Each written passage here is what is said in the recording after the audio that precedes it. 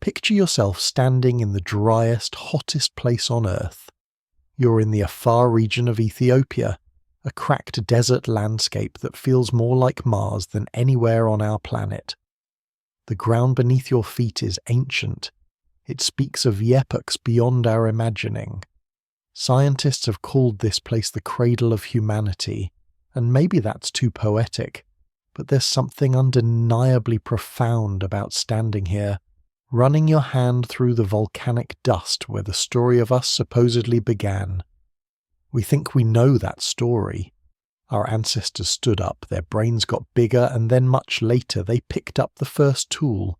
It's a neat narrative, linear, progressive, comforting in its simplicity, except that's not what the evidence shows, and that contradiction is exactly what keeps paleontologists awake at night, and what should probably keep the rest of us awake too. Because in that dust, in that impossibly old ground, scientists found something that shouldn't exist. Something that forces us to question everything we thought we knew about who we were before we even became human. It's a single bone from a creature's foot, not much bigger than your thumb. When you hold it, when you look at its surface under a microscope, you see something extraordinary. Etched into the bone are marks, deliberate marks. The distinct signature of a stone tool slicing flesh away from bone. The staggering problem is that this fossil is 3.4 million years old. That's nearly 1 million years before the first tool makers were supposed to exist. Think about that for a moment. Nearly 1 million years. That's almost 3 times the entire history of our own species, a gap so large it's almost impossible to visualize. This isn't just a curiosity, a weird anomaly that might turn out to be something mundane. This one tiny bone forces us to ask one of the most important questions in all of human evolution. Who were we before we were even human? What were we capable of when our brains were small and our bodies were ape-like? How did we think? What did we dream about? And perhaps most troubling of all, what did we lose when we decided to become what we are now?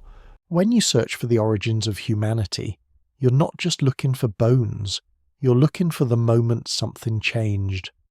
The moment a small-brained ape started thinking about the future, started imagining possibilities, started looking at the world and seeing not what it was but what it could become. Welcome to Ancestor Vault, where we dig deep into the forgotten chapters of our story. And if you're using this video to fall asleep, perfect.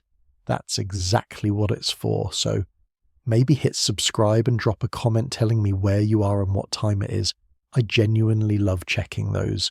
It's wild seeing London at sunrise, New York at lunch, Los Angeles at midnight, all watching at the same time, all pondering these mysteries together from different corners of the world. Tonight we journey back to a time so remote it almost defies imagination. We're going to examine a single piece of evidence that threatened to burn down the entire carefully constructed timeline of human origins. We will travel to the discovery site in Ethiopia and uncover the fossil itself, a fragment of a foot that belonged to one of our most famous ancestors. Then we will become forensic investigators, zooming in on the microscopic scratches that sparked a decade-long scientific war. We will weigh the evidence, explore the fierce counter-arguments, and ultimately confront the mind-bending possibility they represent. The possibility that the dawn of technology, the very act that defines our species, began with a creature we never thought capable of it. This is the story of the 3.4 million year old foot that changes everything, and it all hinges on Ans, wearing a simple question. Can you read the history written in the scratches on a bone? Our story begins in a place that has been rightfully called the crucible of our species. The Afar Triangle in Ethiopia is a desolate, sun-scorched expanse of land, one of the most geologically active places on the planet. Here, 3 tectonic plates are slowly ripping the continent apart, a process that has been unearthing the deep past for millions of years. The ground itself is a library of ancient history with layers of volcanic ash and ancient lakebed sediments, holding the fossilized remains of our distant relatives. It is a place of profound silence and extreme heat, where teams of paleoanthropologists endure grueling conditions in the search for fragments of our own origin story. In 2009, a team led by the renowned Ethiopian paleoanthropologist Zeresene Alemseged was surveying a specific locality within this region known as Dika. This was already hallowed ground. Years earlier, Alemseged's team had discovered the spectacular fossil of Selim, a 3.3 million year old skeleton of an infant Australopithecus afarensis, the same species as the famous Lucy. They were hunting for more clues about this pivotal ancestor, a creature that walked upright but still retained ape-like features, a creature that was neither fully human nor fully ape, but something in between, something transitional, something that made them ask questions about what bipedalism actually meant for intelligence. As they scoured the barren ground, a member of the team spotted it. It wasn't a dramatic skull or a full skeleton. It was small, unassuming, easily overlooked. What they found were 3 bone fragments. One was a piece of a rib from an animal about the size of a goat. The other was a shaft of a long bone from a creature the size of a large gazelle. But these were not the most significant finds. The third fossil was the one that would ignite a firestorm. It was a metatarsal, specifically the 4th metatarsal, a long bone in the foot that connects the ankle to the toes. And it didn't belong to a gazelle or a goat. It belonged to a hominin. It belonged to one of our ancestors. Based on the geological layers it was found in, its age was undeniable. Approximately 3.42 million years old. This placed it squarely in the time of Australopithecus afarensis. This was a foot bone from one of Lucy's kin. On its own, this would have been a valuable, if not revolutionary, discovery. It adds another piece to the puzzle of how these early hominins moved, how their feet were adapting to a life spent walking on 2 legs. But as the researchers cleaned the fossil back in the lab and examined it under the microscope, they saw something that simply should not have been there. The surface of the bone was scarred. These weren't random scratches or the gnawing of a scavenger. The marks were precise, linear, and deliberate. To the trained eye of a paleoanthropologist, they looked terrifyingly familiar. They looked like cut marks, the kind of marks left by a sharp stone flake being used to carve flesh from a bone. On the other bone fragment, the rib, they found something even more shocking. A deep indentation, a classic percussion mark, the kind of damage left when one stone is used as a hammer to smash bone, likely to get at the nutritious marrow inside. The implications were immediate and earth-shattering. For nearly a century, the story of human evolution had a clear and accepted sequence. First, our ancestors like Australopithecus evolved bipedalism. They learned to walk upright. This freed their hands. Much, much later, the genus Homo emerged, characterized by a significant increase in brain size. It was this bigger-brained ancestor, Homo habilis, the handyman, who was credited with the invention of stone tools around 2.6 million years ago. This marked the dawn of the Stone Age, the beginning of the technological journey that leads directly to us. Brain size, tool use, and humanity were seen as a package deal. One followed the other in a neat linear progression.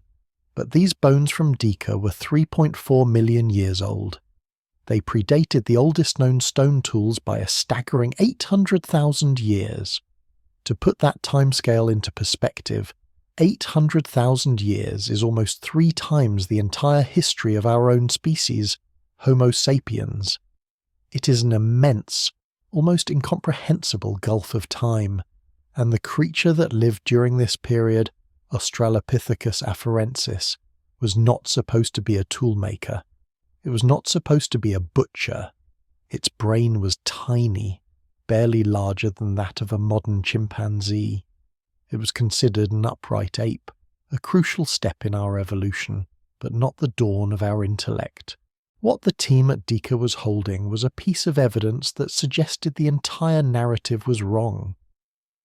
The scientific world was about to be thrown into chaos when Alem Zeged and his team published their findings in the prestigious journal Nature in 2010.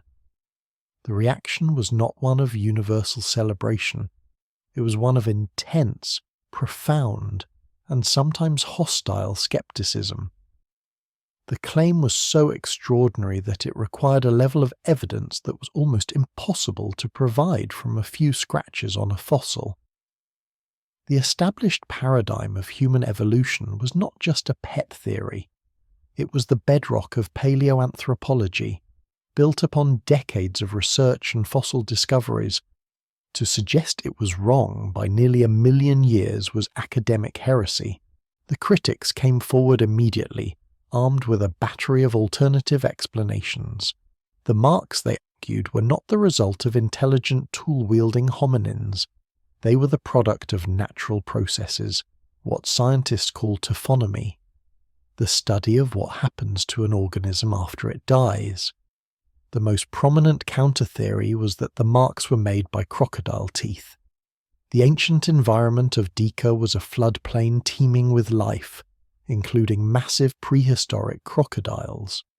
A crocodile, they proposed, could have captured and eaten the hominin or the animal, and as it bit down and tore at the flesh, its sharp conical teeth could have scraped against the bone, leaving marks that mimicked butchery.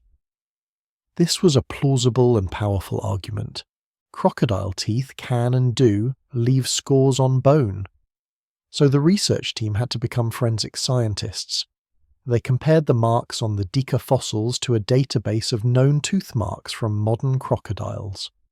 What they found was a fundamental mismatch. Crocodile bites tend to be punctures or gouges. When a croc drags its teeth across a bone, it leaves U-shaped grooves because its teeth are conical, not blade-like. The marks on the Dika bone were different. They were narrow V-shaped incisions, exactly what you would expect from the sharp edge of a stone flake.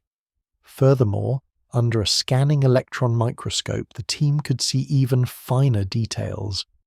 Inside the main grooves on the fossil were microscopic parallel striations. These are the telltale fingerprints of a stone tool.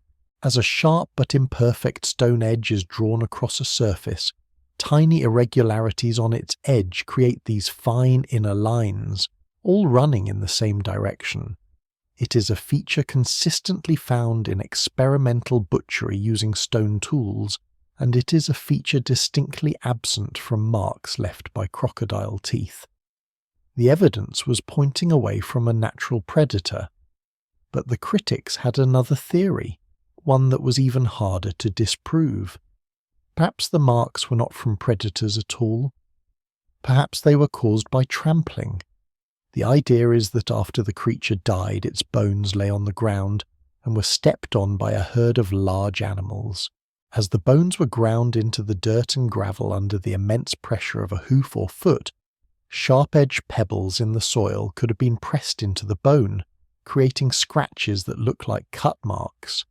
This is known as abiotic scoring, and it is a well-documented phenomenon.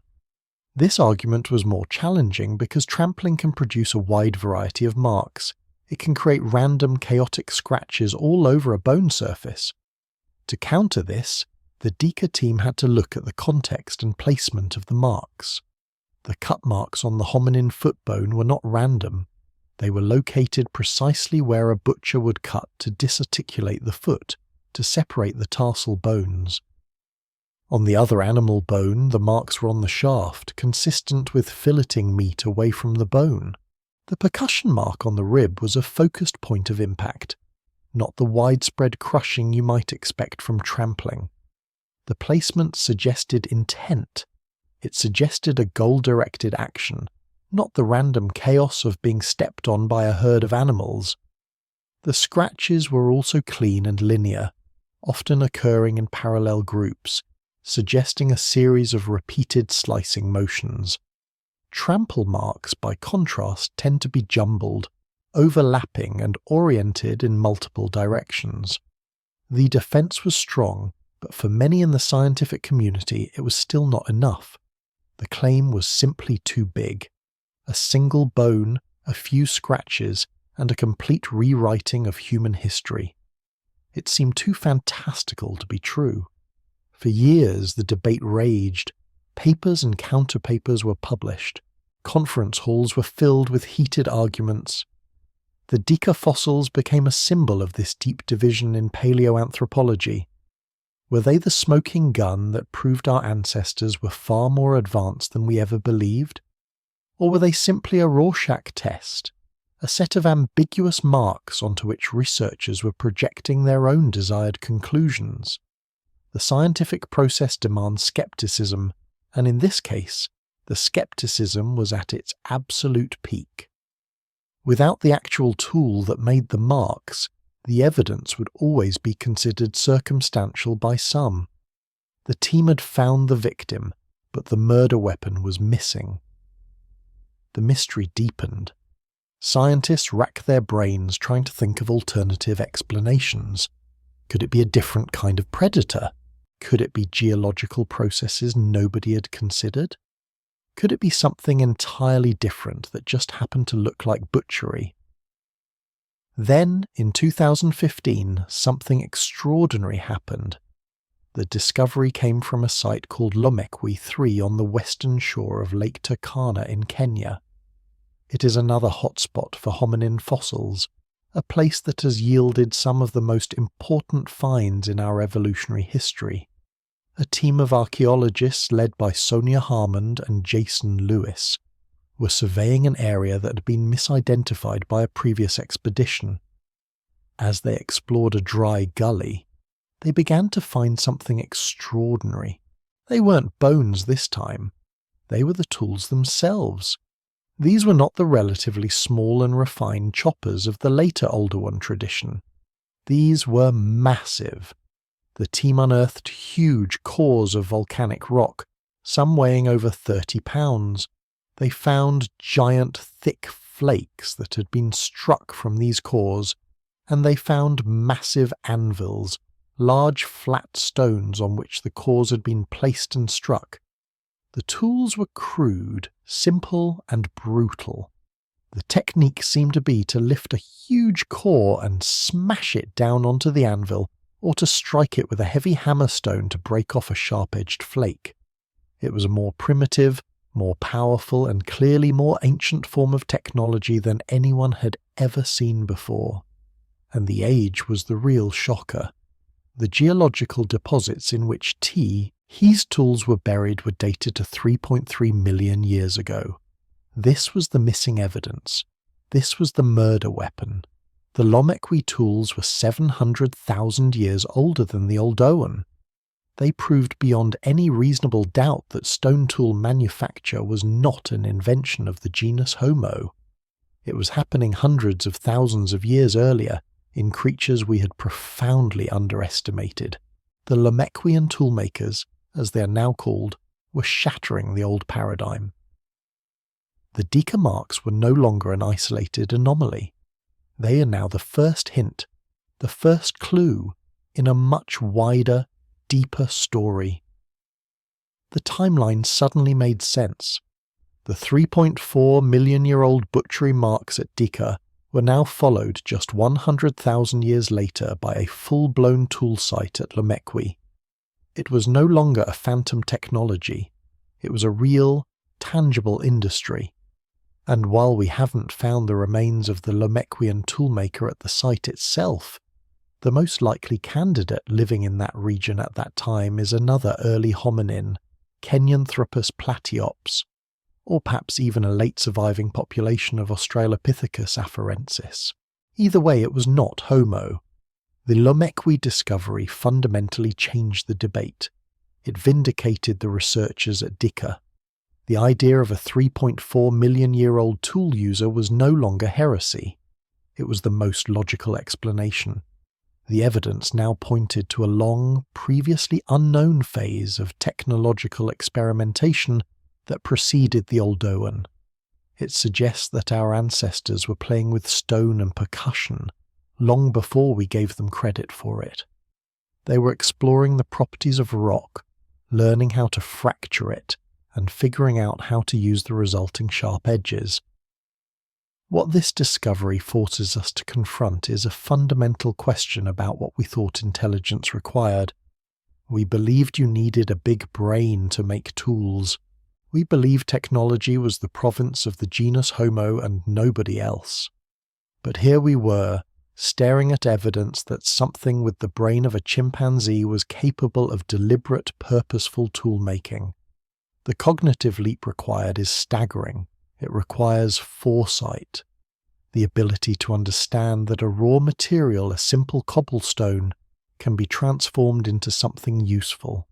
It requires procedural memory, a sequence of actions to strike one rock against another at the right angle with the right force to fracture it and produce a sharp edge. This is called napping, and it requires problem solving. Identifying a food resource like a carcass and realizing that you can't get to the meat or marrow with your teeth and hands alone, but you can with the tool you've created. Could a creature with a 450 cubic centimeter brain do all this? We look to our closest living relatives, chimpanzees, for clues. Chimps use tools extensively.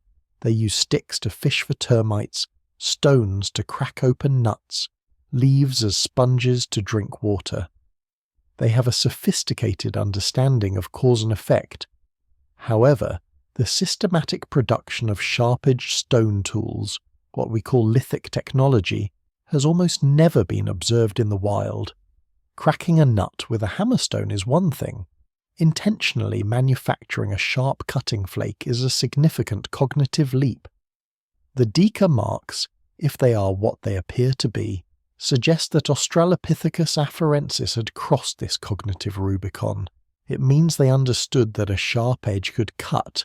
It means they understood that smashing a bone would reveal the rich fatty marrow inside, a crucial source of calories that could have fueled a developing brain. It suggests a level of planning, intelligence, and behavioral complexity that we had reserved exclusively for our own genus. The question becomes, what was this ancestor really like? Was it capable of imagination? Did it dream? Could it conceive of a future different from its present?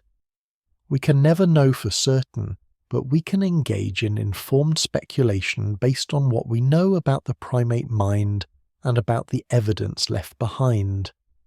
Picture an Australopithecus afarensis female sitting by a dry riverbed. She's hungry. Her child is hungry.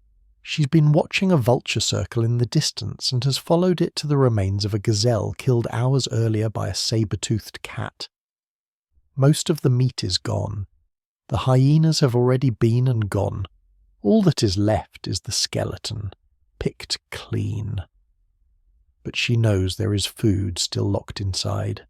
She has seen perhaps a rock fall from a cliff and shatter a bone, revealing the rich yellow marrow. She has a primitive understanding of cause and effect. The problem is she cannot replicate that force with her own hands and teeth. Her world is a world of objects. There is the bone, there is the ground, there are the other rocks lying around her. For her entire life, and for millions of years of her ancestors' lives, a rock has just been a rock. It is a thing to be sat on or thrown in a threat display or ignored. But on this day, something different happens. As she looks at a particular cobblestone, perhaps a piece of basalt washed down from the volcanic highlands, her brain makes a new connection. She is not just seeing the rock for what it is, she is seeing it for what it could be. She sees its heft, its hardness. She sees its potential. She's able to hold in her mind an image of a future event. This rock striking that bone and the bone breaking open. This is the cognitive leap. It is the birth of imagination. She picks up the hammerstone. She picks up the leg bone and places it on a flat rock that will serve as an anvil, and she strikes it. The bone shatters and the marrow is revealed. In that moment, the world has changed forever. She has not just found a meal, she has discovered a principle. She has learned that one part of the world can be used to fundamentally alter another part of the world to her own benefit. She has transcended the passive experience of her environment and has become an active agent of change within it. This shift from object to tool is arguably the most important cognitive event in our entire history. It is the moment we began to see the world not just as a given reality, but as a collection of resources and possibilities. The rock ceases to be just a rock. It becomes a hammer, an extension of her will. The sharp flake that breaks off from it is not just a shard, it is a knife, an artificial tooth sharper than any predator's. This is the birth of symbolic thought in its most practical form. This object now stands for an idea, the idea of cutting or smashing. This single act of innovation would have been revolutionary, but it's the next step that truly builds a culture. Transmission. Her child has been watching her. It sees the action. It sees the result. It smells the rich marrow. The next time it is hungry, it may try to mimic her actions. At first, it will be clumsy. It will pick the wrong rock or strike with too little force. But through observation and practice, it will learn. The knowledge will be passed on.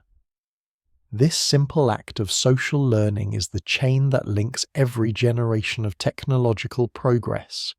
It is the beginning of the great accumulation of knowledge that defines our species. The implications are profound. If tool use and butchering began 3.4 million years ago, then the entire timeline of human brain expansion needs to be reconsidered. We thought the big brain came first and then technology. But what if it was the other way around?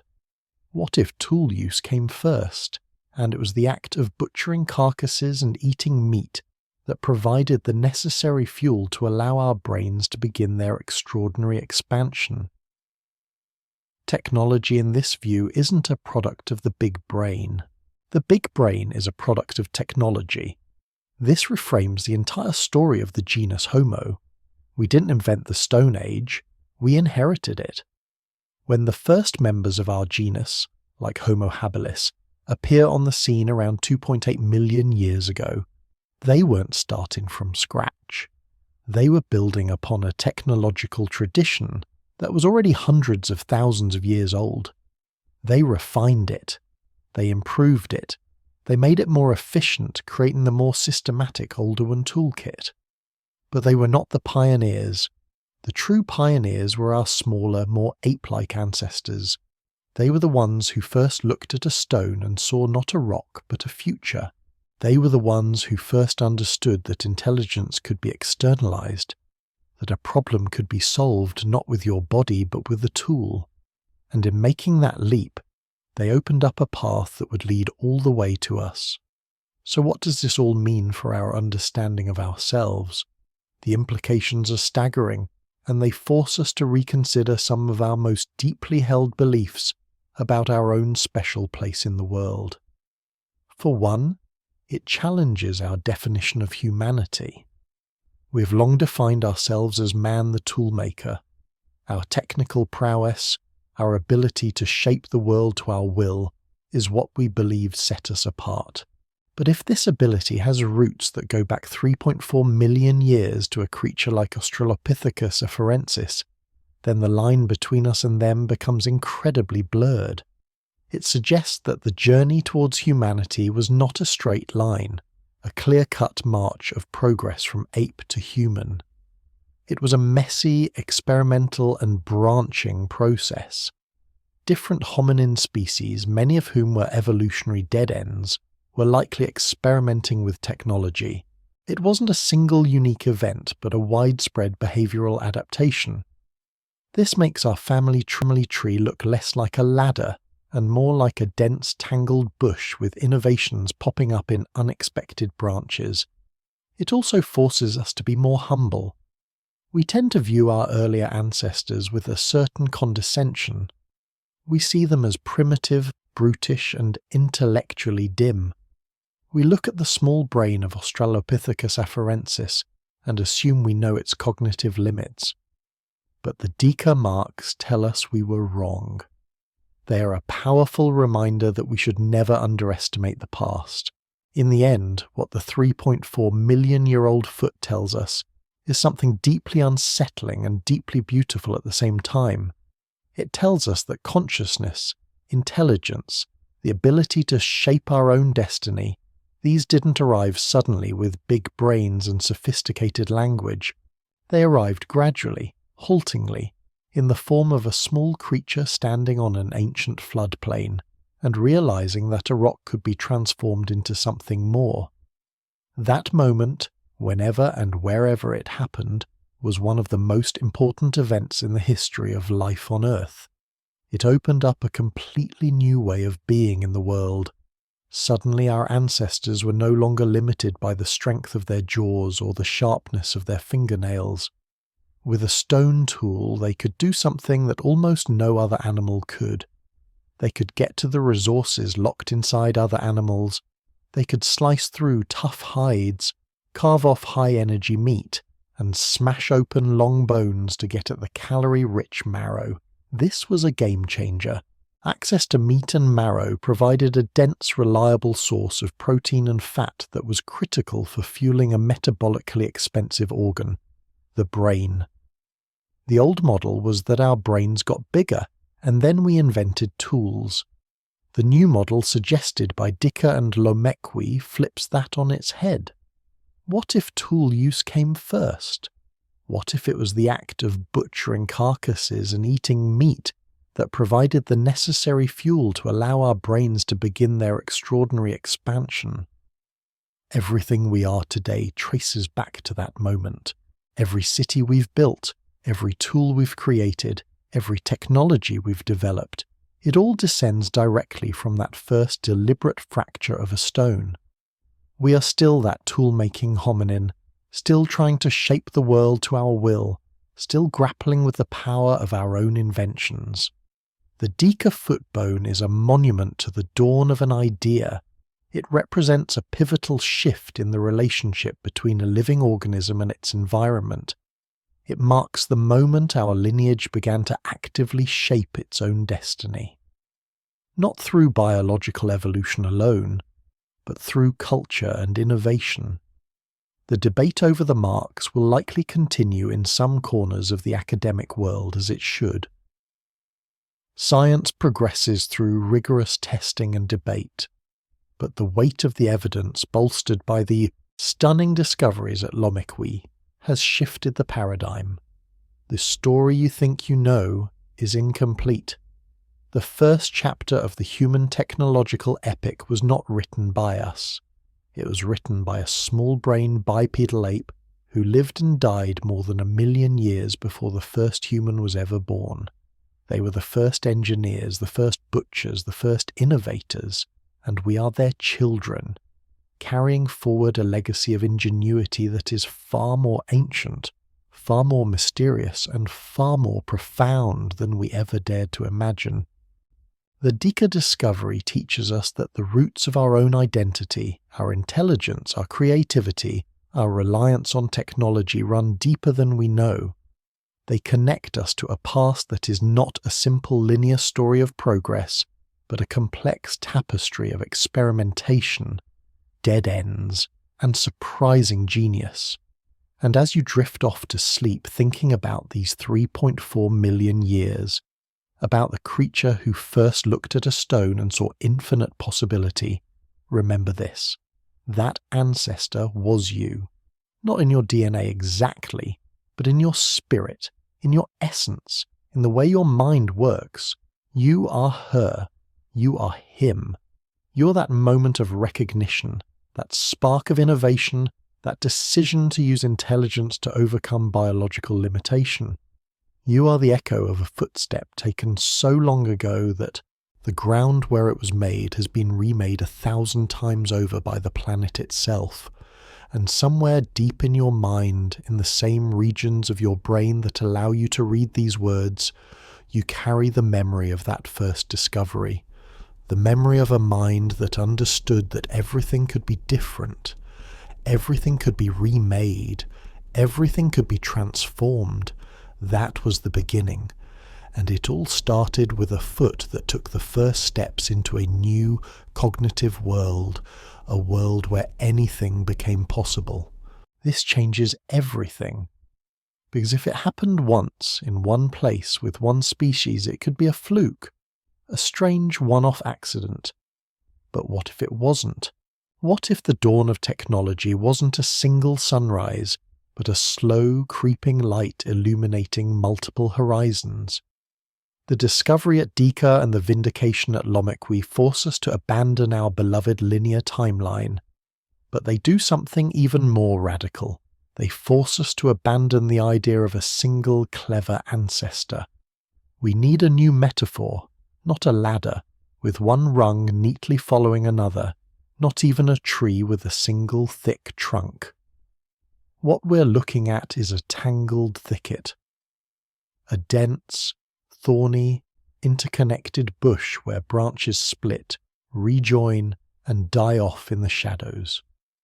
And in that thicket the spark of toolmaking may have caught fire not once, but multiple times, in different branches, only to flicker out or be passed along through the tangled vines of ancestry and encounter.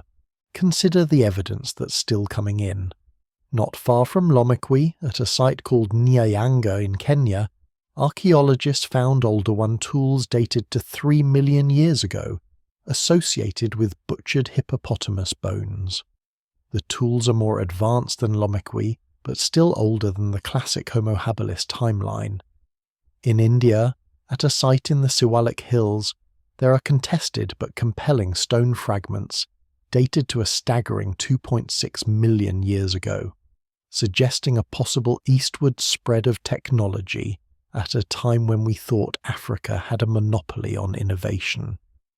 Even in South Africa, there are bones with cut marks dated to over 2 million years old that don't neatly fit the established story. What emerges is a picture of a Pliocene world humming with cognitive experimentation.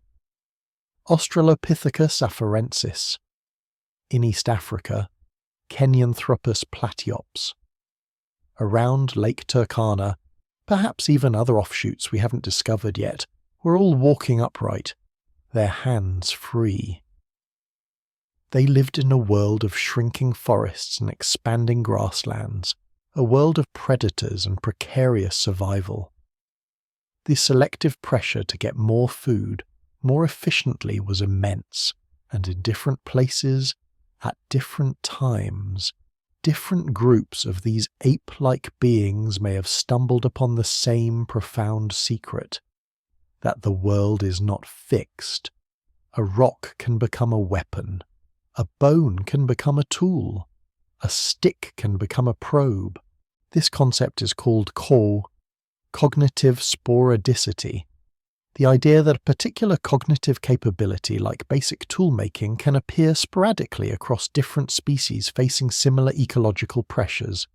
It's like flight evolving in insects, birds, and mammals separately. The end result serves a similar purpose, but the evolutionary paths are distinct. So imagine a group of Australopithecus in Ethiopia discovering percussion, a group of Kenyanthropus in Kenya discovering how to flake a sharper edge. Knowledge might have been passed along through generations, or it might have been lost when a drought wiped out a particular band, only to be rediscovered centuries later by their neighbours. Technology in this era wasn't a steady accumulation. It was a flickering flame, passed from hand to hand, group to group, species to species, across a landscape of ancient minds. This leads us to the most haunting and invisible chapter of all. Stone is stubborn, it endures. But what about everything else? If these beings were smart enough to understand the fracture mechanics of quartzite, what else did they understand that left no trace? We are, as one paleoanthropologist put it, storytellers staring at the tip of an iceberg made of stone, trying to imagine the shape of the invisible mountain below the water. Beneath the visible, durable history of stone tools lies a vast, lost world of perishable technology. A world that would have utterly transformed their experience, and one we can only reconstruct through logic, ethology, and a humble dose of imagination. Take wood. The savannah is full of it. A sharp stone flake is the perfect tool to strip a branch, to point it, to harden it in fire. A digging stick amplifies force, allowing access to deep, nutritious tubers and roots that are otherwise inaccessible. This isn't speculation. Chimpanzees use stripped branches to fish for termites. Is it so hard to imagine an Australopith with better bipedal balance and free hands doing the same? A pointed stick could also be a probe, a lever, or a primitive weapon. The cognitive leap from using a found stick to modifying a stick with another tool is astronomical. It represents a second-order understanding, using one tool to make another. This is the foundation of all complex technology. Then consider containers. Your hands can only carry so much, but a large leaf, a piece of bark, or a naturally hollow gourd can hold water, berries, tubers, or even tools. The ability to carry resources, especially water, away from a source, is a revolution in mobility and planning. It means you are not tethered to the riverbank. You can explore, you can strategize. It also implies foresight. You collect things now for use later. This is the seed of economic thinking. And what about shelter? We see no evidence of built structures from 3 million years ago. But modification is possible, pulling branches together to create a windbreak at a favoured site, using leaves or grass to create a more comfortable sleeping place. Even the deliberate choice to return to the same sheltered overhang or cave mouth season after season represents a cognitive mapping of the environment and an understanding of home base. This isn't architecture, but it's the behavioural precursor to it. It's the beginning of shaping your immediate environment for comfort and safety, not just survival. The social implications of this invisible toolkit are profound. A digging stick used to extract a large tuber creates a food surplus that can be shared. A container of water can be brought back to the young, the old, or a nursing mother. The knowledge of how to make these things, which wood is best, how to shape it, where to find the best gourds, becomes cultural capital. It creates experts and learners. It fosters teaching. The group that could leverage this invisible technology would have had an incalculable advantage. They were no longer just smart animals. They were cultures in the most nascent sense, building a body of knowledge that existed outside of any single individual's mind. This brings us to the great, beautiful paradox. The stone tools we find, the cut marks on bones, they are not the cause of this cognitive explosion. They are the symptom. They are the durable fossil evidence of a much deeper, quieter revolution happening in the mind. It was a revolution in how to think about the world. The old question has always been, which came first, the big brain or the tool? Dika and Lomekwi suggest a thrilling third option, neither. What came first was a new kind of thought, a shift from perceiving the world as a set of objects to seeing it as a set of potentials. A rock is not just a rock, it is a potential hammer or cutter. A stick is not just a stick, it is a potential digger or lever. A dead animal is not just a corpse, it is a potential reservoir of hidden food, accessible only if you can see the solution in a piece of sharp stone. This cognitive shift is like a software update for the mind. It may not have required a bigger brain immediately, but a differently wired one. It required enhanced neural connections between the visual cortex, seeing the rock, the motor cortex, gripping and striking, and the prefrontal cortex, planning the action and anticipating the outcome. This reorganization allowed for what we call a secondary tool use, using one tool to make another, and composite tool use, mentally combining different elements, a handle plus a stone, into a single solution, even if they weren't physically joined yet. Once this new cognitive software was running, it created a self-reinforcing loop. We can call it the ingenuity spiral. Step 1. A mind capable of seeing potential invents a simple tool, a hammerstone. Step 2. The tool provides a nutritional payoff, marrow, meat, fueling more brain power. Step 3. The better nourished, more sophisticated mind invents a better tool, a sharp flake. Step 4. The better tool unlocks new resources and efficiencies, reducing survival stress and freeing up time and energy. Step 5. That free time and energy allows for more experimentation, more play, more social learning, and more cognitive rewiring. The spiral turns slowly, over millennia. Each turn selects for brains that are better at this kind of thinking. The brain itself begins to change, not just in size, but in structure. By the time Homo habilis appears, the spiral has been turning for perhaps 1,000,000 years. They weren't the genius inventors, they were the beneficiaries of a long accelerating cognitive tradition. Their slightly larger brains were the product of the spiral, not the cause of it. This forces us to confront the most poignant question of all. If Australopithecus was so smart, if they had the spark, if they were on this spiral, why are they not here? Why did they vanish while our lineage persisted? This is the heartbreak and the lesson of the tangled thicket. Success in evolution is not about being the smartest. It's about being the most adaptable to change. Australopithecus afarensis was a magnificent adaptation to a specific world, a mosaic of woodlands and grasslands. Their technology, as revolutionary as it was, may have been a local maximum, perfectly suited to their niche, but inflexible. When the climate shifted again, as it always does, when their familiar environments fragmented further, their particular suite of adaptations, their specific tooth structure, their particular locomotion, their level of technology, may have hit a ceiling. They were brilliant problem solvers within their box, but the box itself was shrinking.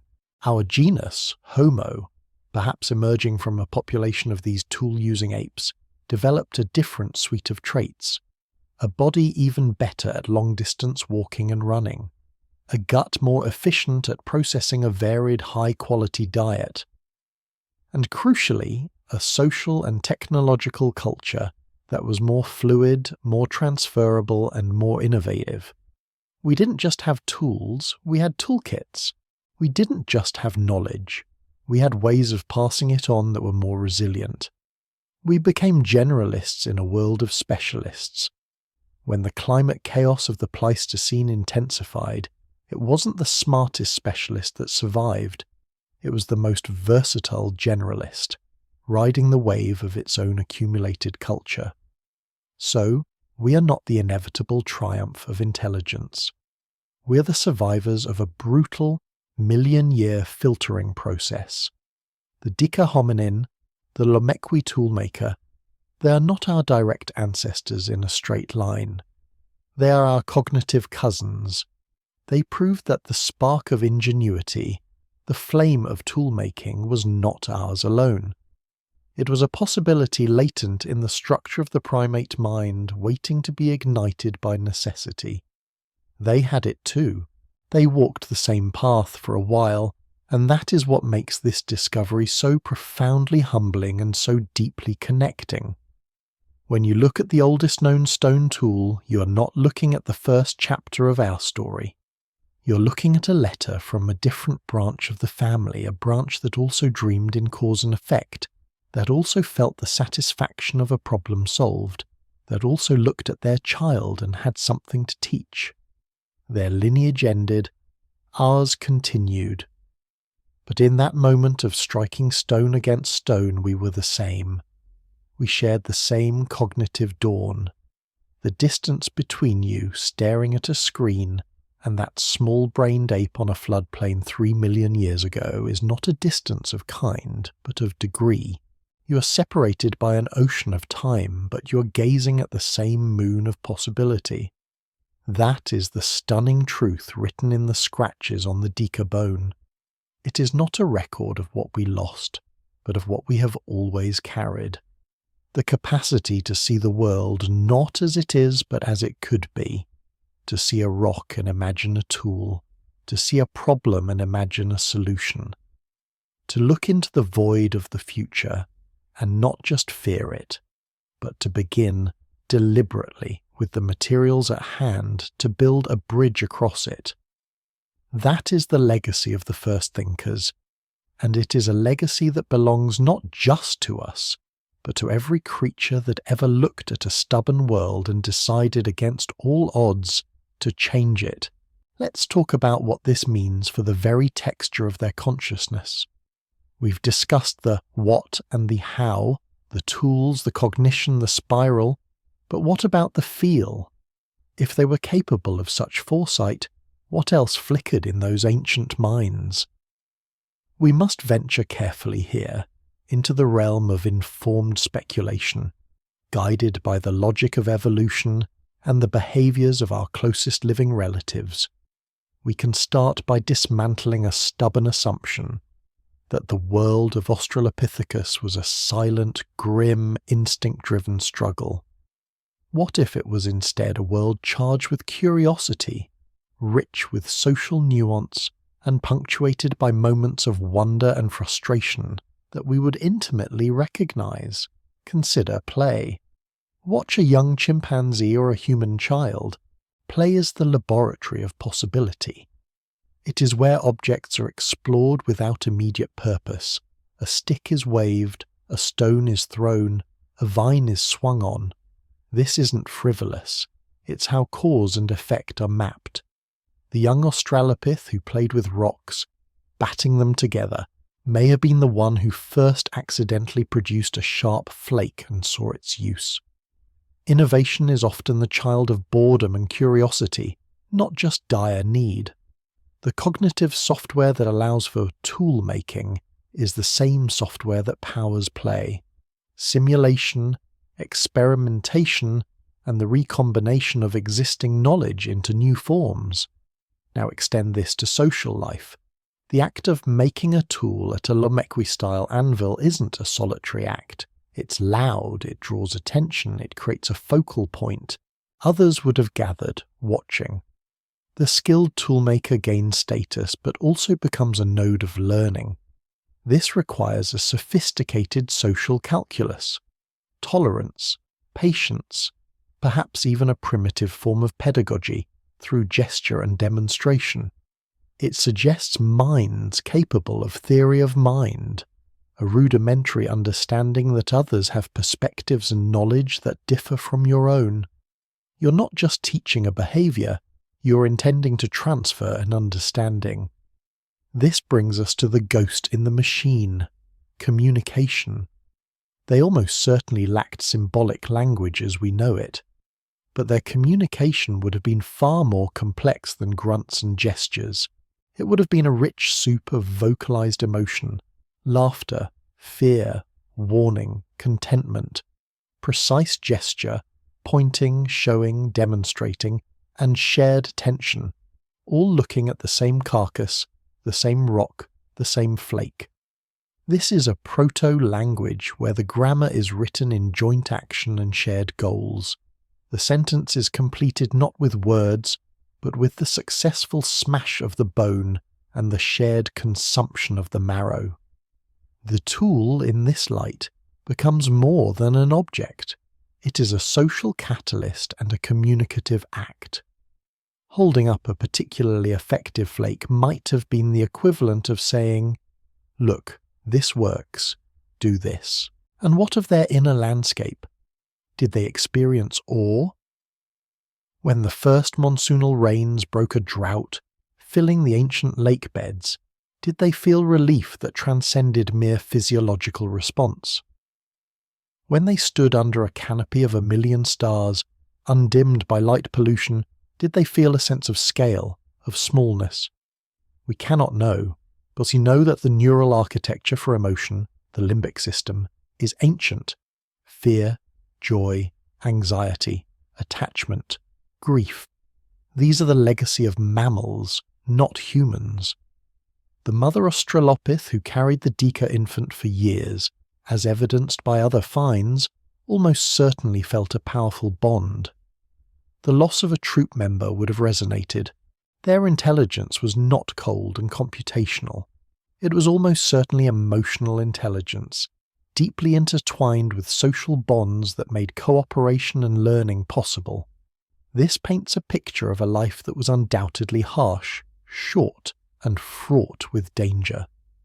But within that life, there were likely moments of profound social warmth, of curiosity satisfied, of playful interaction, and of the deep visceral satisfaction that comes from solving a hard problem and providing for your family.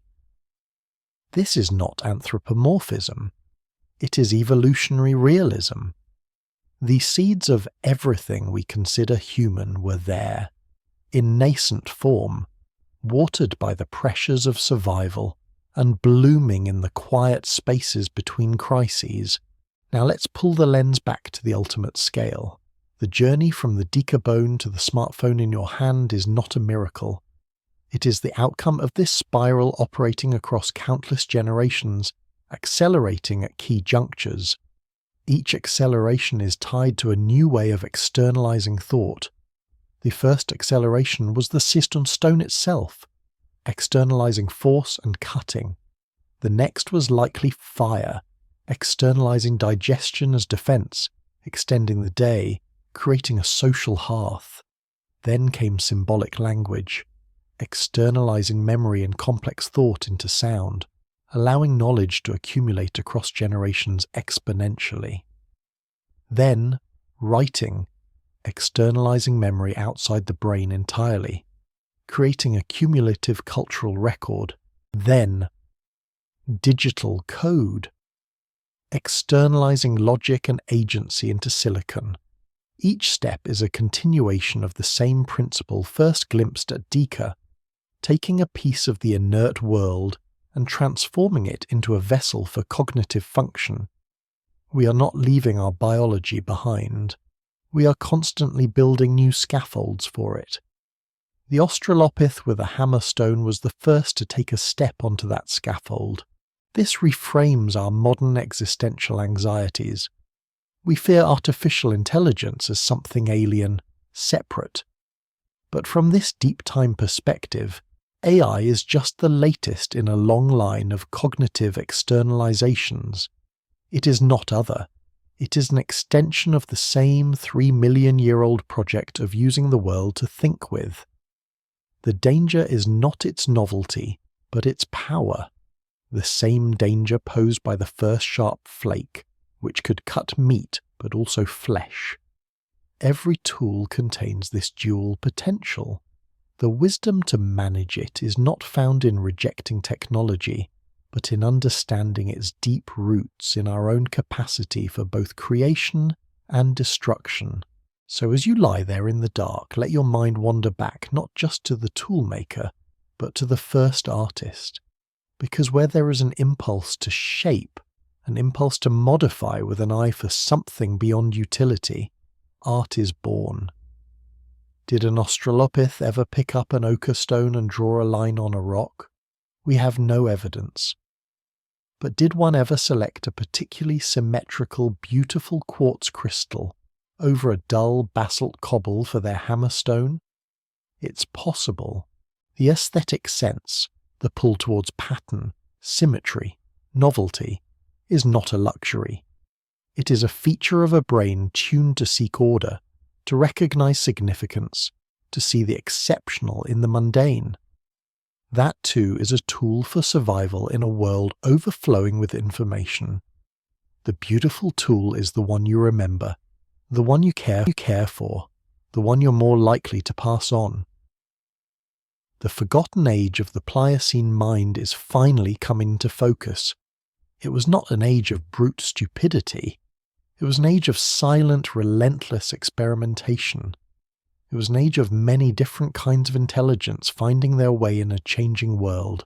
Our own lineage was simply the one whose particular blend of cognitive flexibility, social cohesion, and technological luck proved most resilient to the roller coaster of climate change. We're alone now, the last hominin standing. But the silence of the fossil record is a lie. It is not a silence of absence. It is a silence of voices we can no longer hear, of minds we can no longer access directly, of 100 different ways to be intelligent that the Earth once experimented with. We carry the legacy of only one, but in that legacy is the echo of all the others, the failed experiments, the parallel paths, the cousins who also held a rock and saw a future. The next time you feel a surge of frustration when something breaks, and then a flash of creativity as you MacGyver a solution with a paperclip and some tape, you're not just solving a problem. You are reenacting, in a tiny modern way, the greatest breakthrough in the history of life on Earth. You are channeling the spirit of that small, upright ape on the floodplain who refused to accept the world as given, who looked at the impossible and saw a sequence of possible actions, who took the first step from being a creature of circumstance to a creature of choice. That is the true inheritance, not the bone, not the stone, but the choice, the endless, relentless, beautiful human choice to make. Consider the social alchemy that this spark of technology began. The moment a tool is made, it enters an economy of attention. It can be stolen, borrowed, shared, or traded. The individual who makes the best flakes gains a new form of currency, not just the meat it procures, but the social capital of skill. This creates the earliest inklings of specialization and status beyond pure physical dominance. The clever toolmaker might be protected, fed, or favored in exchange for their skill, shifting the dynamics of the troop from a hierarchy based solely on strength to one that begins, imperceptibly, to value cognitive prowess. This is the quiet dawn of the intellect as a survival trait. But this new currency also brings new conflicts. The carcass butchered with a sharp flake is a concentrated resource. Who gets the best cuts? The toolmaker? The strongest male? The mother with the hungriest child? The management of this new wealth required more complex social rules, gestures of sharing, or displays of possession. The tool, as a means to a contested end, likely became a focal point for new forms of negotiation, alliance, and tension. We are seeing the birth of politics, not in words or ideologies, but in the distribution of the riches unlocked by a sharpened stone. Imagine the first time a tool was used not for nutrition but for something else. A sharp flake could cut a strip of hide, a stripped sinew could bind. Was there a moment, under a searing sun, when an individual, perhaps tending to a deep gash on a companion's arm, used a broad leaf as a pad and a thin strip of hide to tie it? This is medicine. It is a tool applied to the body not for consumption, but for repair. It is an act that requires empathy, the recognition of another's pain, and foresight, the understanding that this action now will prevent worse later. The same cognitive toolkit used to solve the problem of a sealed bone is here applied to the problem of an open wound. The technology of care is born from the same source as the technology of extraction.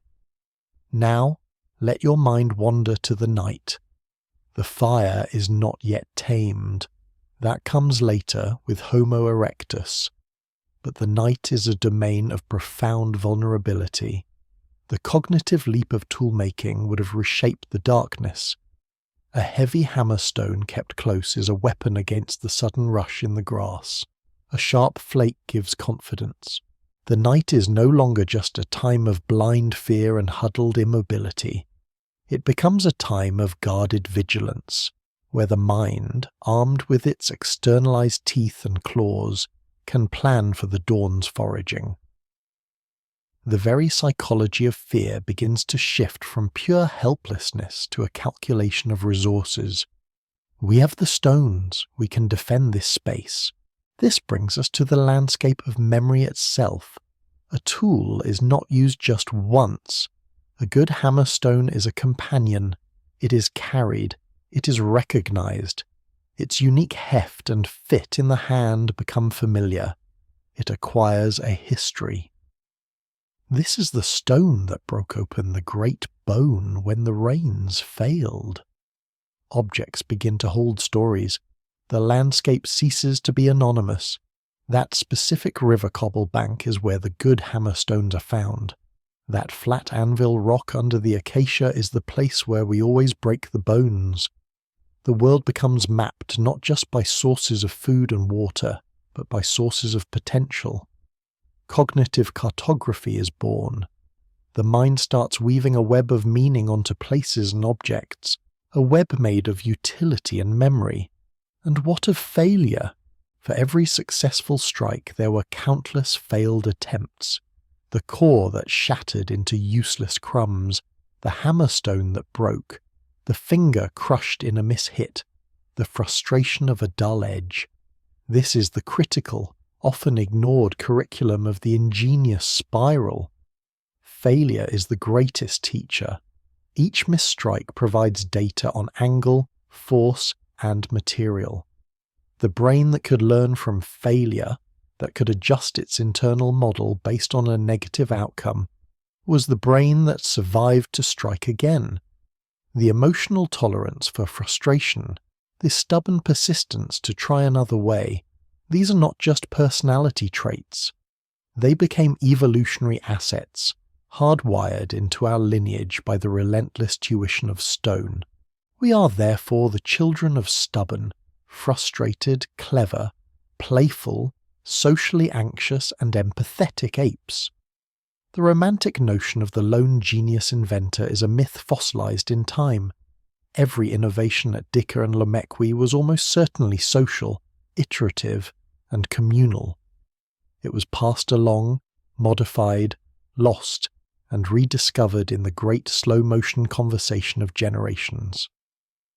The individual mind mattered, but it was the collective mind of the troop, the shared attention, the mimicked learning, the pooled experience, that allowed the spark to become a flame, and not just a fleeting individual flash in the pan.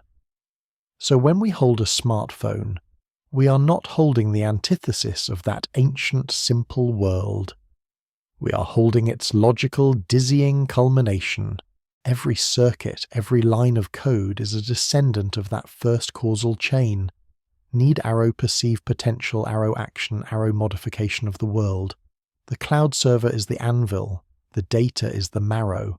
Our social media is a hyper-evolved, instant form of that same status negotiation and alliance building that began around the carcass. Our anxiety about our tools, our fear of being replaced by our own creations, is a primal echo of the moment a hominin first worried that a stronger troop member would take their prized hammerstone. The story of the Dika bone is not a prologue. It is the first, definitive sentence of the central text of our being. It tells us that our essence is not in our biology alone, but in the feedback loop between our biology and what it creates. We are the species that bootstrapped itself into existence using the levers and pulleys of its own inventions. The mind made the tool, and the tool in turn remade the mind, in an endless ascending dance. As you drift now, let the scale of this sink in. The atoms in the rock that made the first cut mark have long since eroded, rejoined the soil, and may now be part of a tree, a river, or a distant mountain. But the idea that was enacted with that rock, the idea of transformative utility, did not degrade. It propagated. It jumped from mind to mind, from generation to generation, across species boundaries, across continents, across millennia. It survived ice ages and supervolcanoes. It is more persistent than stone, more resilient than bone. It is the most successful replicator on Earth, aside from DNA itself. And it is alive in you. Your ability to understand this sentence, to follow this narrative thread through deep time, is the living proof of its triumph. The forgotten age is not forgotten because it was insignificant. It is forgotten because its most profound creations were thoughts, and thoughts leave no direct fossils. We must read them in the scars left on other things. The 3.5 million-year-old foot is a fossil of a body, but the marks upon it are a fossil of a mind.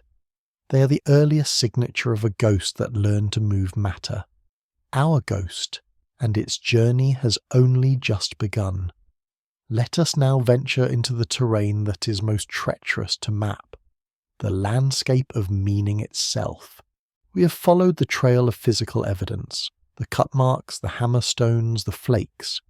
But where does that trail lead when the artifacts cease to be merely utilitarian? We must ask the heretical, thrilling question: if they could see potential in a stone, could they also see potential in a symbol? Could they see a connection that existed not in the world, but purely in the mind? The cognitive architecture required for deliberate tool-making is, fundamentally, the architecture required for metaphor. To see a rock as a hammer is to hold two concepts in the mind simultaneously: the rock as it is and the function it could perform. This is a metaphorical leap. This is that. The brain is creating a link between disparate entities. Once this neural pathway is established, once the mind becomes comfortable with this act of associative bridging, the door is nudged open for other, more abstract connections. Consider the repetitive, rhythmic action of smashing a core against an anvil. It creates a pattern of sound. Crack, crack, crack. It establishes a rhythm. Rhythm is a pattern in time, and the recognition of pattern is the root of ritual. Did a group of these hominins working together fall into a synchronous rhythm? Did that shared, pounding cadence create a feeling of unity, of collective purpose that transcended the individual act? This is speculative, yes, but not unreasonable. Rhythm bypasses the conscious, analytical mind and speaks to the deeper, older brainstem. It coordinates movement and emotion. The very first ritual may not have been a ceremony around a fire, but the coordinated rhythmic work of breaking open the world's bounty. Now, extend this to materials. What about a strikingly coloured stone? A piece of red jasper or deep black obsidian? A practical mind might select it for its superior fracturing qualities, but a mind steeped in association might also be drawn to its rarity, its visual power. It becomes a special stone. Its value is not just functional, but aesthetic, and perhaps even talismanic. Carrying it becomes more than a practical choice. It becomes an expression of identity. I am the one who has the red stone. This is the embryonic seed of symbolism, where an object carries meaning beyond its physical properties. It represents status, memory, or luck. This leads us to the most profound and elusive frontier, the treatment of the dead. We have no evidence of burial in the time of Australopithecus, but the Dika foot bone itself is a relic of a body that was, in some way, processed. We focus on the butchery marks, but we must also ask, what happened to the rest of this individual? Was it consumed? Were the bones scattered? The very act of using a tool on a hominin body, even for nutritional reasons, places that body in a unique category. It is not just meat, it is like us meat. This forces a cognitive distinction, a categorization. This is my kind, but it is now food. This is a morally and emotionally complex space, one that requires a narrative to navigate. Even the most utilitarian act on a conspecific carries the shadow of meaning, a story the group must tell itself to make the action permissible. The earliest myths may have been forged not around campfires, but around the necessity of explaining the violence done to a familiar form. Let us push further into the dark. What of dreams? The hominin mind, with its new capacity for simulation and foresight, would have done in sleep what it did in wakefulness, run scenarios. The brain, processing the day's dangers and successes, would have conjured visions, the charging predator, the successful strike, the lost infant. But now, armed with the concept of tools, could those dreams have incorporated them? Could a sleeping Australopith have dreamed of a lion, but also of the sharp flake in its hand? This is the birth of the archetype, the tool as a psychic weapon against chaos. The dream world becomes a testing ground, a theatre where the mind rehearses survival strategies starring its own inventions. The line between the invented tool and the internal symbol begins to blur within the very chemistry of the dreaming brain. We are tracing the emergence of a semiotic mind, a mind that treats the world as a system of signs to be interpreted and manipulated. The track of a gazelle is a sign pointing to food. A vulture circling is a sign pointing to carrion. A dark cloud is a sign pointing to rain. The tool-making mind is hyper-alert to these signs. Its survival depends on reading them correctly. This constant life-or-death semiosis, this interpretation of the world's signals, is the perfect training ground for what would eventually become language. Before a word was ever spoken, the world was already being read. The syntax was written in the patterns of nature, and our ancestors were becoming fluent. Now consider the immense transformative pressure of the tool on the body itself. This is not just about the brain. The act of consistent, precise tool use reshapes anatomy through subtle evolutionary pressures. The hand becomes more dexterous, with finer motor control in the fingers and a stronger, more opposable thumb. The shoulder and arm adapt for more powerful controlled throwing, as hurling a hammerstone or a spear becomes a viable hunting strategy. The wrist gains stability, even the teeth change.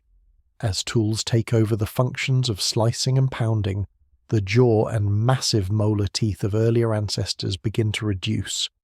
The body literally begins to offload its biological functions onto its cultural creations, streamlining itself in response to its own ingenuity. We are looking at a process of biocultural coevolution, where culture becomes a dominant selective force acting on human biology. The tool doesn't just change what we do, it starts to change what we are. This forces a radical rethinking of human uniqueness. We have long clung to a checklist: tools, language, art, ritual. We believed these arrived in a sequence, defining us, but Dika and Lomekwi smear that sequence into a mist. They suggest that the foundational capacity, the metaphoric semiotic cause and effect engine, was running much earlier. The different elements of the checklist are not separate inventions, they are outputs of the same underlying cognitive software. Toolmaking, proto-ritual, symbolic preference, complex social learning, they are all branches from the same root. The root is the ability to hold as if in the mind. Therefore, the journey to modernity was not a series of light switches being flipped. It was a slow brightening, like dawn, where different features of the landscape become visible at different times, but all are illuminated by the same rising sun. The sun is that new cognitive capacity. The Neanderthals, with their large brains, burial of the dead, and use of pigments, were clearly experiencing a bright morning. The Denisovans, known only from scraps of bone and genetic legacy, were another part of the brightening landscape. We, Homo sapiens, may not have been the first to see the light. We may have simply been the ones who eventually learned to harness its full blazing heat. So, what defines our specific path? Perhaps it was a matter of intensity and connectivity. Our particular branch of the family tree may have developed this cognitive software to an extreme degree, with hyper-efficient connections between the regions responsible for simulation, social cognition, and fine motor control. This could have led to a positive feedback loop of unprecedented ferocity. Better tools, more complex social networks, more need for communication, more pressure for abstract thought. Better tools. Our advantage may have been a slight initial tweak in neural connectivity that set this feedback loop spinning faster and more uncontrollably than in our cousins, leading to an explosive accumulation of culture. As you lie there in the dark, consider your own mind as an archaeological site. Your sudden insight, your knack for fixing things, your appreciation for a beautifully made object, your anxiety about social status, your capacity for grief and empathy, your superstitious itch, your love of a compelling story, these are not modern inventions. They are the living echoes of that 3 million-year-old cognitive dawn. Each is a thread that leads back to the floodplain. The fear you feel when faced with a complex problem is the descendant of the frustration before the unbroken bone. The joy you feel in sharing a skill with a child is the echo of the first demonstration at the anvil. The story you tell yourself to make sense of a loss is the grandchild of the narrative that made the world manageable for a small-brained ape in a world of immense random force. We are not so much a new kind of creature. We are an ancient kind of creature, amplified. The amplifier is the culture we have built, tool by tool, story by story, over countless generations. But the raw signal, the music of a mind that refuses to accept the given world, that is ancient beyond measure. The humbling truth of the Dika bone is this: we have been human, in the most essential sense of the word, for far, far longer than we ever dared believe. Human is not a species name. It is the name for a particular, glorious and terrifying way of interacting with reality. It is the stance of the toolmaker, and that stance was taken long before the first member of our genus drew breath. We inherited a throne that was already ancient. The responsibility of that inheritance is to understand that the power to shape the world is not ours alone by right, but by the fragile contingent thread of history. And with that power comes the duty of the first toolmaker, to choose, with each strike, what we will build and what we will break. The story continues. The next strike is yours. This brings us to the crucible itself, the environment that forged this new mind. We've focused on the spark within the hominin, but what of the tinderbox of the world itself? The Pliocene epoch was not a stable backdrop. It was a heaving, shifting stage of tectonic drama and climatic mood swings.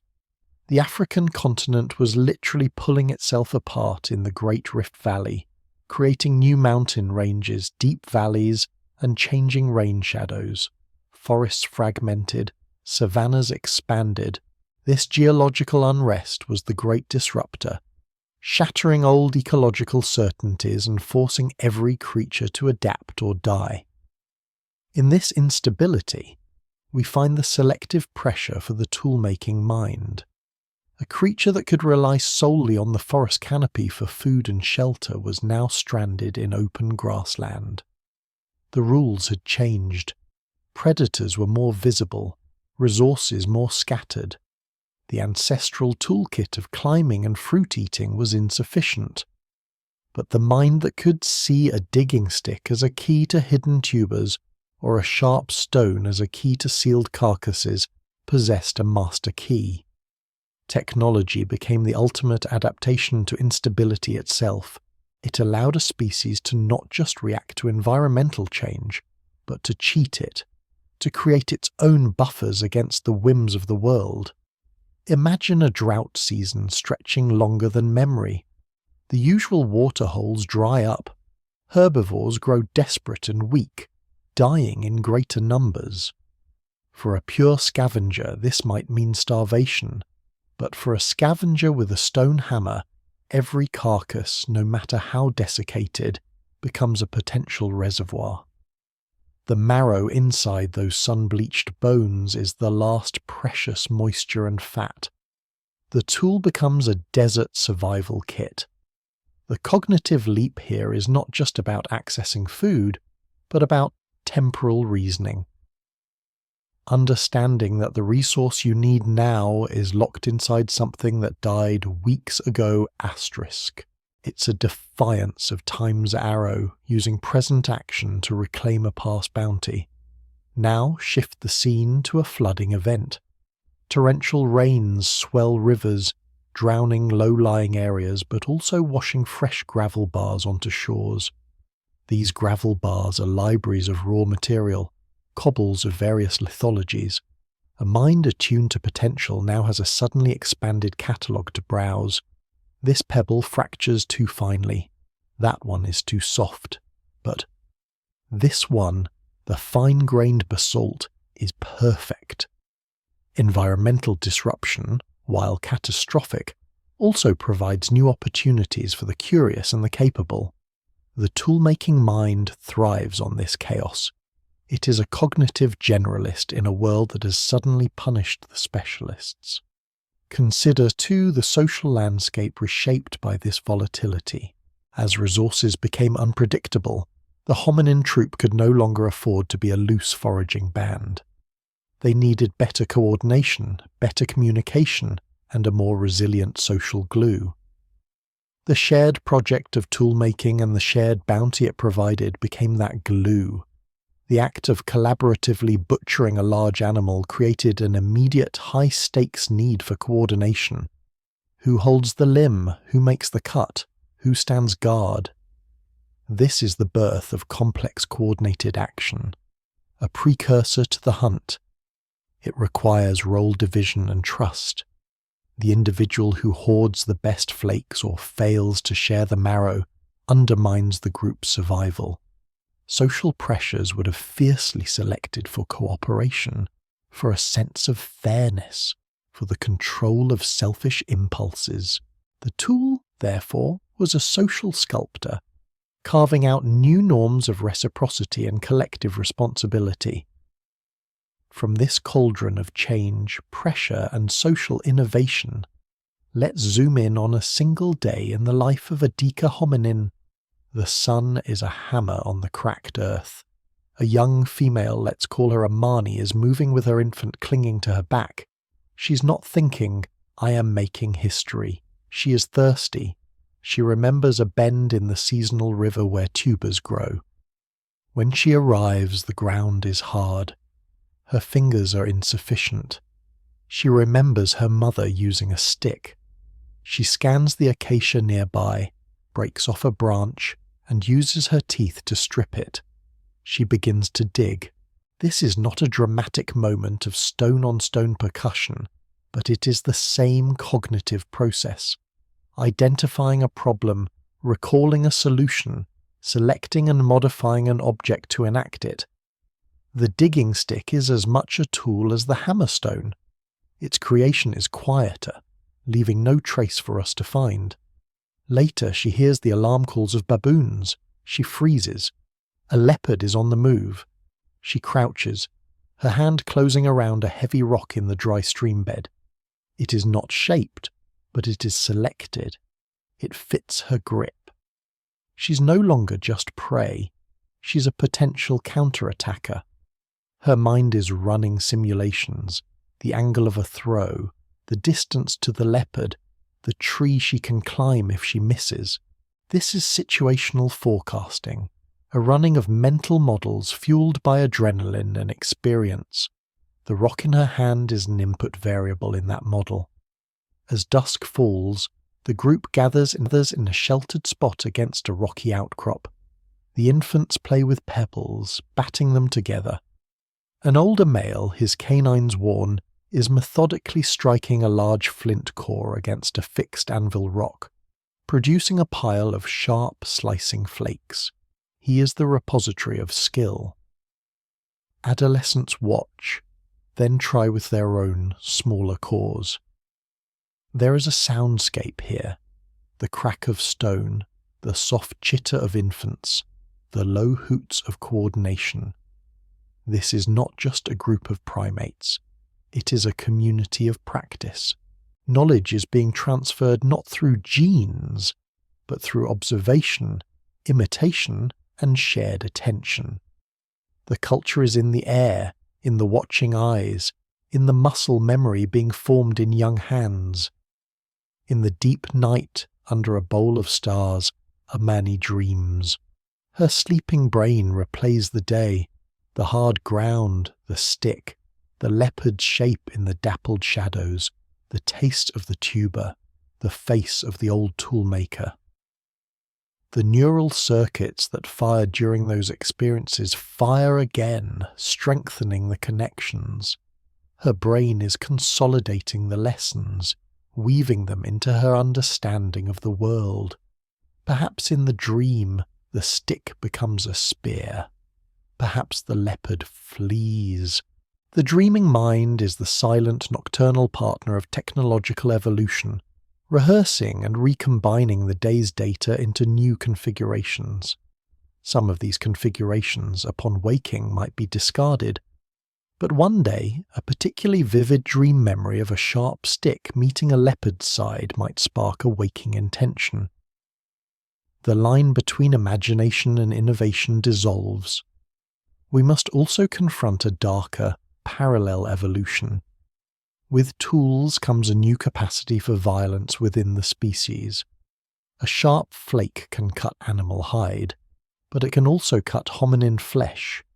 A heavy hammerstone can smash bone for marrow, but it can also smash a skull in conflict. The same cognitive leap that enabled cooperative butchery also enabled more efficient, more calculated intraspecies aggression.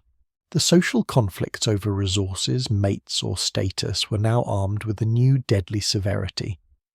The fossil record is largely silent on this, but the logical implication is inescapable. The dawn of technology is also the dawn of a new kind of warfare. The social controls, the alliances, the conflict resolution rituals, all would have had to evolve in lockstep to manage this new destructive power. The peace of the troop became a more fragile negotiated thing, held together by the same heightened intelligence that now threatened to tear it apart. This is the full, textured, contradictory reality of the world our ancestors inhabited. It was not a simplistic struggle. It was a dynamic, stressful, and cognitively enriching drama played out against a backdrop of geological and climatic tumult. They were not passive victims of their environment. They were active participants in a new kind of evolutionary dance, where their own creations began to dictate the steps. The story of human origins is thus a story of emergent complexity. From the simple interaction of a hand, a rock, and a need, layers of consequence unfolded. Social complexity, cultural transmission, symbolic thought, heightened cooperation, and heightened conflict. Each layer created new selective pressures, which drove further cognitive and social refinements. We emerged not from a series of lucky accidents, but from a cascade of interconnected feedback loops, where cause and effect became intertwined in a knot of growing sophistication.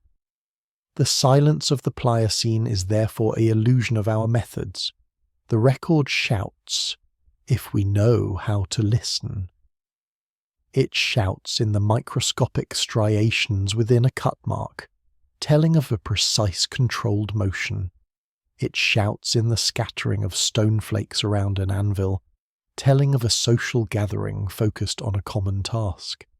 It shouts in the very anatomy of our hands and shoulders, sculpted by millions of repetitions of tool use.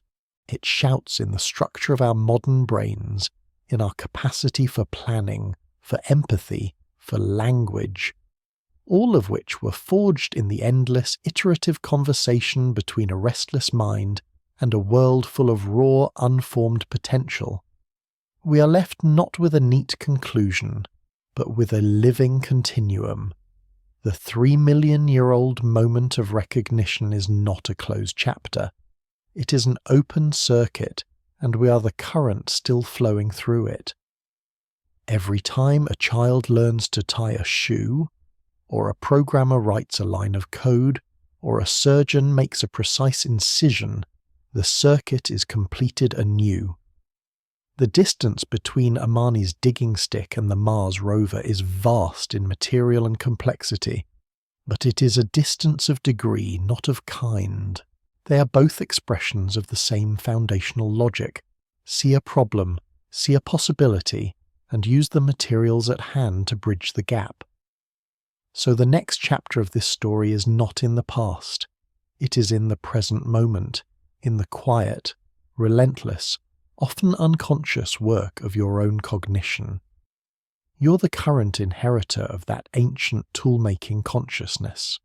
The world you perceive is not just a set of objects, but a set of potentials waiting for your attention, your frustration, your curiosity, and your clever hands to unlock them.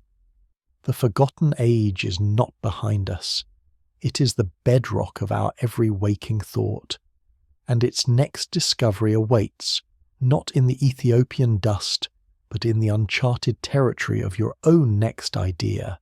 Let us now descend into the most intimate arena of this transformation, the brain itself.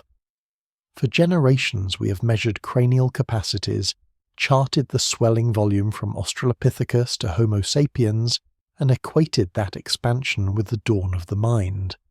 But Dika and Lomekwi suggest a heresy.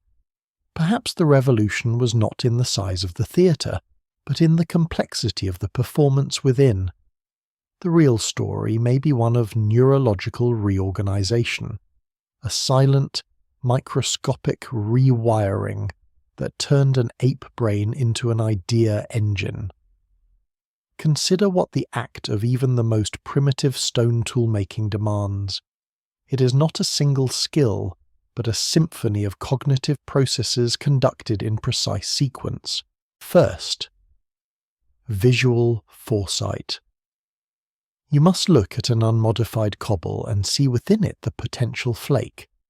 This is an act of mental subtraction, imagining the removal of mass to reveal a useful form. Second, procedural memory.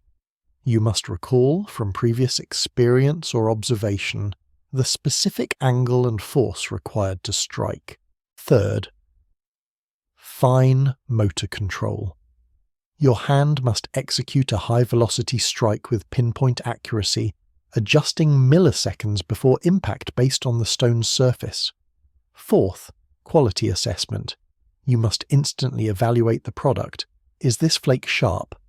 Is it usable? Should I strike again? This symphony requires not just separate brain regions to fire, but for them to fire in exquisitely timed harmony. The visual cortex, the motor cortex, the prefrontal cortex for planning, the cerebellum for coordination, and the basal ganglia for procedural learning must become a tightly integrated network. This integration likely happened not through growing a massively larger brain all at once, but through enhancing the white matter tracts, the neural wiring that connects these regions. Think of it as upgrading from dirt roads between villages to high-speed fiber optic cables. The villages, brain regions, might not grow much, but the speed and volume of communication between them explodes. This neural reorganization would have had cascading effects. The same enhanced connectivity that allowed for precise toolmaking would also have supercharged other cognitive functions. Working memory. The mental scratch pad holding multiple pieces of information would improve, allowing for more complex multi-step planning. Visuospatial integration. The ability to mentally rotate objects and understand their relationships in 3 dimensions would become sharper, aiding not just in toolmaking but in navigation and social dynamics, tracking who is where in the group. This is a classic example of cognitive exaptation, a neural adaptation for one purpose: toolmaking, serendipitously providing superior processing power for a whole suite of other tasks. Now, let us project this inward revolution outward onto the social fabric. A mind capable of such intricate internal simulations becomes a better social predictor. It can model the intentions of others. If I take this marrow, he will be angry. If I share this flake, she may help me later. This is the deepening of theory of mind. The tool-making milieu, with its stakes of resources and skill, would have been a relentless training ground for this social calculus. The individual who could not navigate the politics of the anvil and the carcass would lose out, no matter how strong their arm. This brings us to the sacred and the symbolic, the realm that feels furthest from a broken bone. Yet, the bridge is there, built from the same cognitive materials. The repetitive, ritualized action of tool-making, the selection of the raw material, the preparation of the anvil, the precise strikes, creates a pattern. Human minds are pattern-seeking engines. We find comfort and predictability in ritual. The first rituals may have been unintentional. The habitual return to the same quarry site, the specific way a master toolmaker prepared his stance, the shared focus of the group during the work. These patterns, repeated and associated with success, food, would acquire a weight of significance. To deviate from the pattern might feel like inviting failure. Thus, technique blurs into ritual. I'll double star. The right way to strike the stone becomes loaded with meaning beyond mere efficacy. From here, it is a small, profound step to the use of materials that have no practical purpose. A piece of red ochre, ground into powder, stains the skin. It serves no tool-making function, but it is vivid. It transforms the individual. In a world where social recognition is becoming tied to skill, such a transformation could be powerful. It says, "Look at me. I am different. I am special." This is the birth of identity signaling, and it is a direct cognitive descendant of the toolmakers, understanding that altering the physical world alters outcomes. Here, the material world is altered not to change an external object, but to change a social perception. It is a tool applied to the self. We must also confront the role of failure, tedium, and obsession. For every perfect flake in the archaeological record, there were thousands of failures. The mind that could tolerate this frustration, that could be obsessed with the puzzle of fracture dynamics, that could find a perverse satisfaction in the endless repetition, towards a fleeting moment of perfection, that is a distinct psychological profile. This is not the mind of a simple forager. This is the mind of a proto-engineer, a proto-artist. The relentless focus required to master Oldowan technology is the same cognitive fuel that would later be directed into carving a figurine or memorizing an epic poem. The capacity for deep, sustained attention on a non-urgent abstract problem is a cornerstone of modern creativity. Its roots may lie in the 3-million-year-old struggle to consistently produce a sharp edge. Let us now zoom out to the grandest scale, the ecological dominance this rewired mind conferred. With tools, early hominins began to short-circuit the traditional food chains. They were medium-sized primates without formidable claws or canines, yet they could access the nutrient-dense core of large ungulates, competing with saber-toothed cats and giant hyenas not through strength but through cleverness. This placed them in a new, powerful niche, the cognitive predator. Their success would have sent ripple effects throughout the ecosystem, changing predator-prey dynamics and possibly contributing to the decline of other, more specialized scavengers. This dominance had a dark corollary. It likely turned our ancestors into ecosystem engineers. The systematic gathering of specific types of stone from quarries would have altered local geology in a small way. But more importantly, their hunting and gathering pressures would have begun to shape the populations of the plants and animals they relied on. This is the faint, earliest footprint of the human tendency to reshape entire biomes to our will, a tendency that would culminate in agriculture and urbanization. The instinct to modify the environment was present in the choice to carry a rock 10 miles back to a home base. Now consider the ultimate question of time and legacy. The tool-making tradition, once established, created a new form of inheritance. Cultural heredity.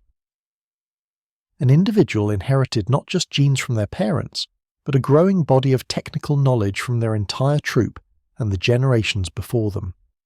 This created a new axis of evolutionary success, the cultural fit. The individual best able to learn, retain, and innovate upon this accumulated knowledge thrived, regardless of raw physical power.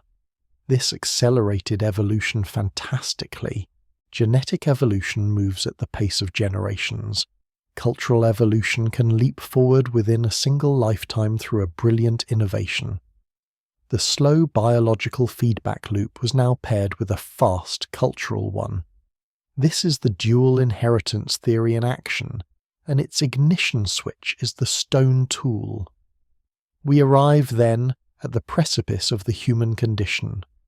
What separates the mind of a Mani, our hypothetical Australopith, from our own? It is not the presence of the cognitive modules. For foresight, empathy, social reasoning, and technical ingenuity were clearly in play. The difference is one of intensity, integration, and accumulation. Our brains are not fundamentally different in kind. They are vastly more powerful iterations of the same model, their connectivity supercharged by millions of years of selection for cultural learning and innovation. We have the same software, running on immensely upgraded hardware, with a vastly larger database accumulated over millennia. This continuity is what makes their story our story. The anxiety you feel before a presentation is the legacy of social risk calculation at the carcass. The flow state you enter while coding or crafting is the legacy of the toolmaker's deep focus. The joy you feel in teaching a child to ride a bike is the echo of the first demonstration of a hammerstone's use. Your mind is a living monument to that 3 million year cognitive revolution. Therefore, the conclusion of this journey is not a point in the past, but a recognition of a permanent state of becoming. The human revolution is not an event that happened 100,000 or 300,000 years ago. It is a process that began with a spark in the Pliocene and has been accelerating ever since. We are not the finished product. We are the current temporary vessel for this ongoing self-compounding cascade of cognitive and cultural evolution. The tools have changed beyond recognition. The social networks have globalized. The symbols we use are infinitely complex. But the core dynamic remains: a mind perceiving a problem, imagining a possibility, and using the materials of the world, physical and social, to bridge the gap.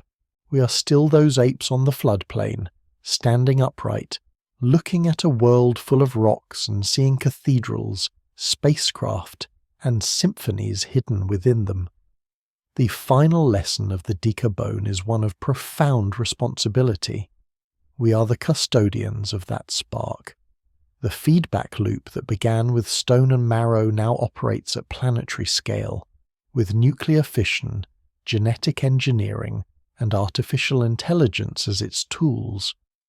The same ingenuity that allowed us to conquer the savannah now threatens to destabilize the very climate that cradled us.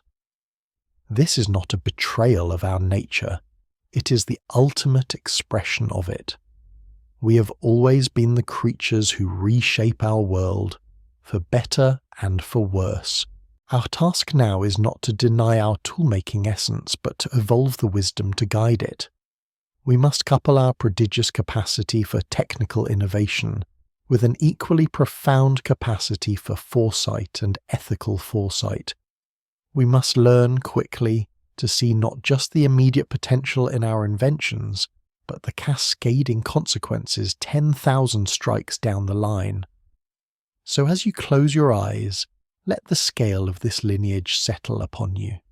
You're connected by an unbroken chain of learning and making to a being that lived before the ice ages, before the Himalayas finished rising, when the human story was just a whisper in the wind. That being's choice to strike one stone against another set in motion everything that followed, every triumph, every tragedy, every work of art, every act of love, and every instrument of destruction. We carry that legacy in every thought. We are the universe, through 3 million years of relentless, stubborn, brilliant trial and error, becoming conscious of itself and struggling to decide what to build next. The workshop is open, the anvil is the earth, the hammer is in your hands. What will you strike, and what new, unimaginable world will you flake into being? Good night.